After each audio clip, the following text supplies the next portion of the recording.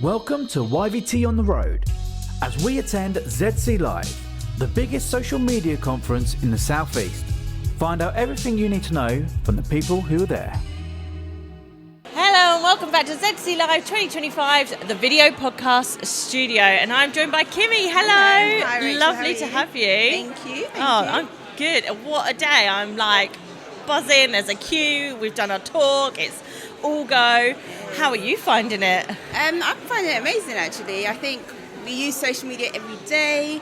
It's around us, but actually sometimes what I found it today is just a reminder of how to do it properly and things that you can be doing better as well. And yeah, I just found it quite great. It's amazing, isn't it? Like actually being reminded of the basics sometimes, because we think so much and there's so many new things that come with social media that then you're like trying to do this and forget the baseline. And I think everyone's doing something different, so you're like, oh, should I be doing it this way or should I be doing it that way? And like you're right, just going back to the basics, remember the push and pull, the attraction, what you're trying to get out of it, I think it's been great today. So that was from Susie's talk. Yeah, you enjoyed that one? I loved it, absolutely loved it. And what else are you looking forward to? TikTok, definitely.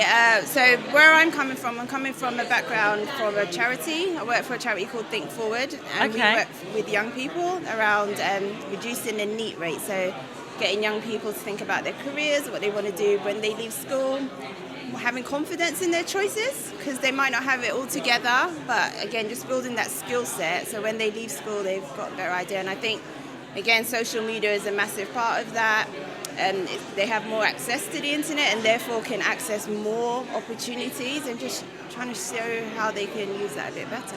I think, so you've touched on something, having children, although mine are younger, at 11 and 12, we keep talking about the fact that most of the jobs that they're being asked, what do you want to do when you're older, probably either won't exist, and there'll be so many new ones that we're like, it doesn't matter what you want to be in 5 years' time, like just live now, get as much experience now. And it's hard for the young to kind of think, well, I'm going to walk into a world that is so fast and changing right now. How do you do that within your work? I think, so what we do is we go out to different businesses and organisations and speak to the volunteers about what they do, what their current careers are, but more importantly, how they got there. Okay. And I always ask a question when we have the volunteers and young people in the room. Everybody put up your hand if you're doing now what you wanted to do at 15, 16. Absolutely nobody put their hands up, right? And that's because you're expected to know, but there's a whole world out there that you don't quite know about. And for the young people to know that it's okay to not have it figured out, there's going to be so many different pathways, so many different things that are going to happen. Just hearing those stories from the volunteers help them, it's okay. I don't have it figured out. I'm going to get there. But these are the kind of skills and things that I need to be able to help me to reach that point. And this is the thing, there are careers out there now, or probably change that slightly, there are jobs out there now that used to be careers that now haven't got that longevity. I did it at 20, walked in to become a police officer and said, that's it, I'll retire at 55, I know what I'm doing for the rest of my life. And 6.5 years later, I was like, no, I'm not doing that anymore. I nearly died. Oh. Yeah. Okay. Gives you a different outlook on life. Definitely. That's a whole other story. But it is an exciting story. I can now look back on it and be like, okay. And actually, when I make the joke of like, I'm paid to be nosy now, well, I was paid to be nosy then as well. And I want to help people. It might not be the conventional way of helping that I was in the police, but I'm still doing that. My values have never changed. Yeah. So I think, like you say, although the career or jobs might change, it's knowing what your values are and making sure your values fit with the role. And you've raised an important point. I think more young people don't actually know what values are and what they mean. And a big part is when we're talking to different organisations, what are the values of that organisation? Do they align with you?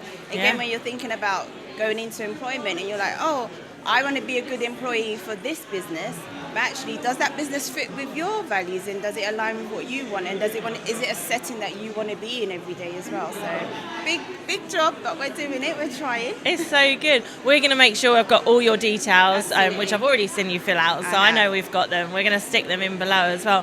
What's next for you and your role? I think for us it's just reaching as many different organisations and businesses, Kent specific as well, because we know there's a big barrier around travel in Kent for our young people. It's expensive to get around as well.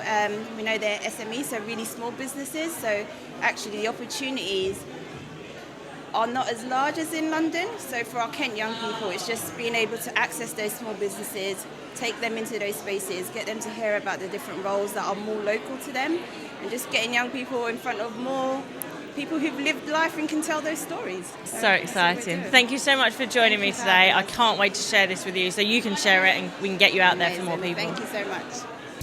Thank you for watching Your Video Team on the Road.